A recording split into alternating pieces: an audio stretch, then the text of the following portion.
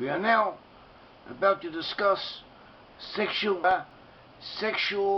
impropriety, sexual sins, sins against the Bible, sins against the people of Israel.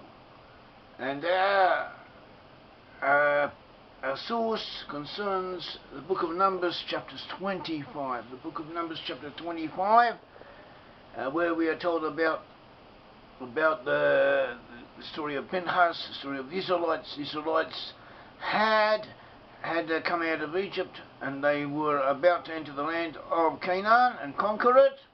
They were encamped in an area to the east and the south somewhat of the area of Canaan, on the other side of the Jordan,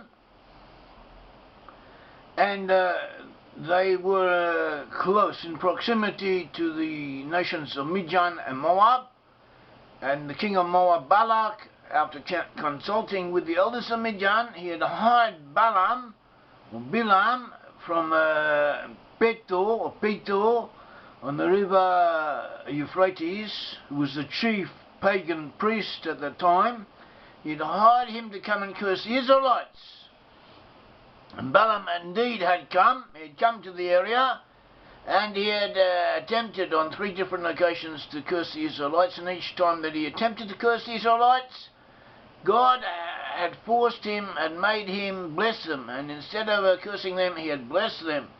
And at the end, and after 3 attempts that were not successful, Balak dismissed him, and then Balaam gave a 4th prophecy concerning the Israelites. And we have discussed the prophecies of Balaam in a different talk. After Balaam was dismissed, and after he'd given his 4th blessing, apparently he had advised Balak and the Midianites to prostitute their daughters, to prostitute their womenfolk, to send their womenfolk into the Israeli camps, or bring them near to them and have the Israelites commit sexual, copulate with them. And then whilst the Israelites were doing these acts and teamed up in this way, they would be seduced into worshipping idols, especially the idol known as Baal Peor. And this is, we were told about this, and God was angry with him, and he told Moses to kill the people who were worshipping Baal Peor.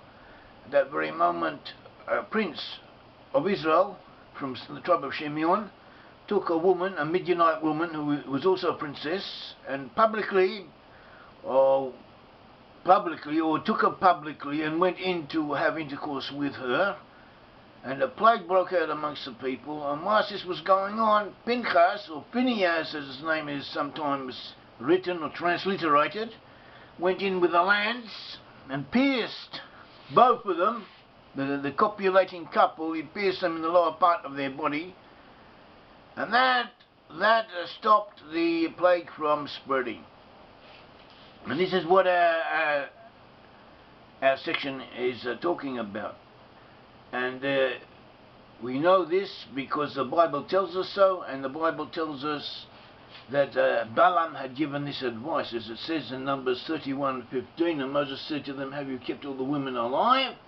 Look, these women caused the children of Israel through the counsel of Balaam, through the advice of Balaam, to trespass against the Lord in the incident of Peor." That was the name of the idol that they were induced to worship. And there was a plague amongst the congregation of the Lord. And previously we had been told in Numbers 25 verse 2, they invited the people to the sacrifices of their gods, and the people ate and bowed down to their gods. So Israel was joined to Baal of Peor, and the anger of the Lord was aroused against Israel. And incidentally, this word Baal, the worship of the Baal, this was to plague the Israelites throughout their history. After they conquered the land, they kept on going and worshipping Baal. Baal in Hebrew means Lord. And we also have indications that on occasion this name Baal could also have been applied to the God of Israel.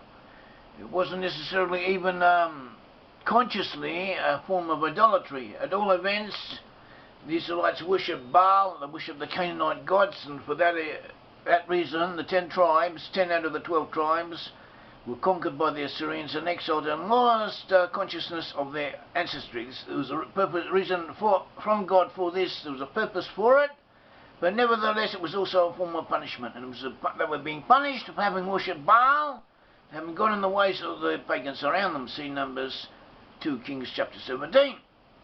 And also in their places of exile, in the British Isles, and also in France and in Ireland, they continued to worship Baal. The main god was called Baal. That was the name of their god. And also they had the ceremony known as Beltane, which means the fire of Baal, and this was practiced in Sweden and in Scotland and in Ireland and in different parts of England, where the people would light fires and they would jump through the fires or lead cows over the fires or through or between two fires and dance around them and so on, and have all kinds of different ceremonies. And these ceremonies were continuing until quite recently. They may still be going on. They were continuing to within historical times, the recent times, but they go right back to ancient times, and the Celtic people, so-called Celtic peoples, who actually call themselves Hebrews, they call themselves Ibri or Iberi. They worshipped Baal, or they worshipped a god under the name of Baal. And we have Baal of Peor. Baal of Peor was was considered one of the manifestations of Baal, as if to say. And this name Peor, we don't really know what type of worship it was. But we suspect, there are grounds to suspect that the descendants of Moab may be found amongst the Slavic and the Baltic peoples, Lithuanians, Estonians, Latvians, and they worshipped Pekuna, and also there was a god called Peron amongst the Slavs and Scandinavians, and this god, deity Peron, is supposed to be related associated with the god Thor. And the god Thor is very similar in his appearances and his functions to different aspects of Baal as it was worshipped in the Middle East. And in Numbers 25:4 we are told that when God saw what was going on, God knew what was going on, but God then said to Moses, take the leaders, all the leaders of the people, and hang the offenders before the Lord out in the sun, that the fierce anger of the Lord may turn away from Israel. So Moses said to the judges of Israel, every one of you kill his men who are joined to Baal of Peor. And indeed one of the children of Israel came and presented to his brethren a Midianite woman in the sight of Moses, and the sight of all the congregation of the children of Israel, who were weeping at the door of the tabernacle of meeting. Now when Pinchas the son of Eleazar, the son of Aaron, the priest, saw it, he rose from among the congregation and took a javelin in his hand, that is a spear, and he went out to the man of Israel into the tent and thrust both of them through, the man of Israel and the woman, through her body. Actually in Hebrew it says, it doesn't say body, it uses the word kuba, and it indicates that the two were linked together, interjoined at the time that their thrust went in, and the thrust went in through the area of their joining. And so we are told that the plague was stopped among the children of Israel. Pinchas stopped the plague by killing the male and female guilty parties. Balaam had given the Midianites and Moabites the advice to prostitute their women folk and seduce the Israelites. Consequently, he was put to death later when he fell into Israelite hands, as we are told in the book of Joshua. Joshua 13:22 says the children of Israel also killed with the sword Balaam the son of Beor, the soothsayer, among those who were killed by them. In Numbers 25, we are told that those who died in the plague were 24,000. So 24,000 Israelites died because of this sin, because of these sins, before Pinchas was enabled, or Pinchas merited, to stop the plague. And this incident is also recorded in the book of Psalms. See Psalms 106, Psalms 106, verses 28 to 31, and it says they joined themselves also to Baal of Peor, and ate sacrifices made to the dead. Thus they provoked him to anger with their deeds, and the plague broke out among them. Then Pinchas stood up and intervened, and the plague was stopped, and that was accounted to him for righteousness to all generations forevermore. And we also told in Numbers 25 verse 10, and the Lord spoke to Moses, saying, Pinchas the son of Eleazar, the son of Aaron, the priest, has turned back my wrath from the children of Israel, because he was zealous with my zeal among them, so that I did not consume the children of Israel in my zeal. And therefore, behold, I give to him my covenant of peace. It was to be given the covenant of peace. This was the blessing he was given to by God Almighty for having done what he did. And he had achieved this through violence. Through violence, he was given a covenant of peace. So sometimes violence is needed in order to achieve peace. In Numbers 25, it continues, verse 13, and it shall be to him and his descendants after him a covenant of an everlasting priesthood, because he was zealous for his God and made atonement for the children of Israel. Now the name, we're told in verse 14, Numbers 25, verse 14, with the name of the Israelite that was killed with the Midianite woman was Zimri the son of Saddle, a leader of our father's house among the Simeonites. And the name of the Midianite woman who was killed was Cosbi, the daughter of Zor, who was head of the people of her father's house in Midian. And so we see how eager the Midianites were to cause the Israelites to fall down, because they were prepared to sacrifice the honour of a princess in order to entice the Israelites to commit sin and thus lose the protection of God Almighty.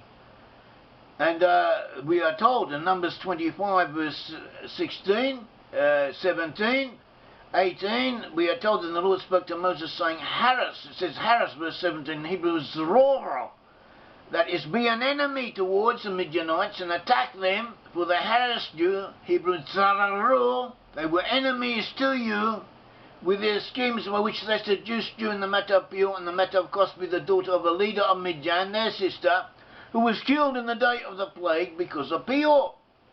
So we see from this that someone who deliberately causes you to sin, someone who deliberately seduces you, causes you to do things which are bad for you, which are wrong, which are against the will of God, is an enemy. He is as bad to you as a physical enemy. He is your enemy, and we have to treat him as such. And today we have a lot of problems with young people and bad company. Young people get mixed up with others who entice them or seduce them, persuade them to take drugs or to do things, or to engage in sexual promiscuity or in sexual acts which are against the Bible, which are against nature even. God forbid, but this goes on, and we need to be strong and to teach those who are around us to be as strong as we can. And this is the message of what the Bible is giving us. And another point is concerning this plague in Pinchas. We saw that the Israelites had been fornicating with the women. They'd been fornicated with these heathen women who had been giving themselves for free, as if to say, to the Israelites, and then inducing the Israelites to commit idolatry. So the Israelites in effect had been doing two things. They had been fornicating with non-Israelite women, and they had also been committing idolatry. But they were punished and then saved from disaster by the zealotry of Pinchas, the son of Eleazar, son of Aaron. Now, commentary Netivet Shalom by Rabbi Shalom Noah Berezovsky in 1911 to the year 2000. He comments on the above incident. He has a few points of interest. We should note some of them. Pinchas, according to tradition, was descended on the maternal side from both Joseph and from Jethro. On the maternal side, he was descended from both Joseph and from Jethro. He was descended from Joseph. And not only was he a physical descendant through his mother from Joseph, he is, in a sense, a prototype, a forerunner for the Messiah, son of Joseph, who will head the 10 tribes. In the end times, there will come two Messiahs, so will become a Messiah, a leader. In Hebrew, a Messiah means a Mashiach, someone who's anointed, chosen for a particular task. According to tradition, there will be two Messiahs, the Messiah, son of Joseph, Mashiach ben Yosef. He will lead the 10 tribes, bring those 10 tribes back and reform Israel. And then after him there will come the Messiah, son of David, who will complete the unification of the 10 tribes with Judah, and he will also reform the religious aspects of the Israelite nation. And both the Messiah ben Yosef and the Messiah ben David are needed. So the Netivet Shalom comments brings in this incident and he brings in the pertinence to it. He points out that the Messiah, son of David, will rectify the matter of correct faith, of correct belief, amongst all Israel, that before the Messiah son of David comes, there will appear the Messiah son of Joseph, who will be from Ephraim, and he will correct the Israelites in the sense of sexual morality. He will reform them. He saw that the Israelites had been both fornicating and worshipping the idol Peor, and that Pinchas had ended the matter and stopped the plague by stopping the fornication. And strictly speaking, as Nativit Shalom points out, sexual intercourse with non-Israelites in the biblical times was forbidden, but we are not certain to what degree was forbidden. Later on, the rabbis would strengthen this prohibition very strongly, but it's not certain. It's debated to what degree, how serious the prohibition was. It is more or less agreed that it was a prohibition, but it was forbidden, but to what degree of seriousness it was then taken at the beginning, it's not certain. At all events, everyone agrees that it was not as bad, it was not considered as harmful as idolatry. Idolatry is the worst sin in the Bible that a person can commit, and it is agreed that however bad sexual intercourse with non-Israelite women may have been, it was not as serious as idolatry. Nevertheless, in this incident of Pinchas, we seem to have the aspect of sexual transgression emphasized, and when this sexual transgression was publicly and forcibly ended, that the whole affair was finished. And so why is this? So one explanation could be based on a Talmudic opinion that all idolatry, all worship of false idols or false gods is in effect sexual. It is motivated by sexual lust and by a desire to find ways to allow the performance of acts that the Bible forbids. And Nativit Shalom gives another opinion which is not contradictory but rather more explanatory. He says that sexual impurity precedes deviations in belief. In other words, the sexual impurity leads to bad thoughts, not only in the physical sense, but also in the sense of theology. It perverts our minds or our thought concepts, and needs to be corrected before we can once again believe in the God of Israel as he should be believed in.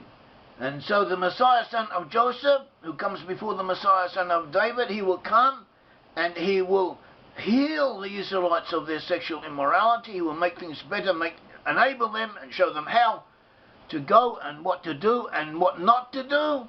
And this will be necessary and will prepare them to accept the correct belief, the true faith, when the Messiah son of David appears and teaches them. The God of Israel bless all of you. Thank you.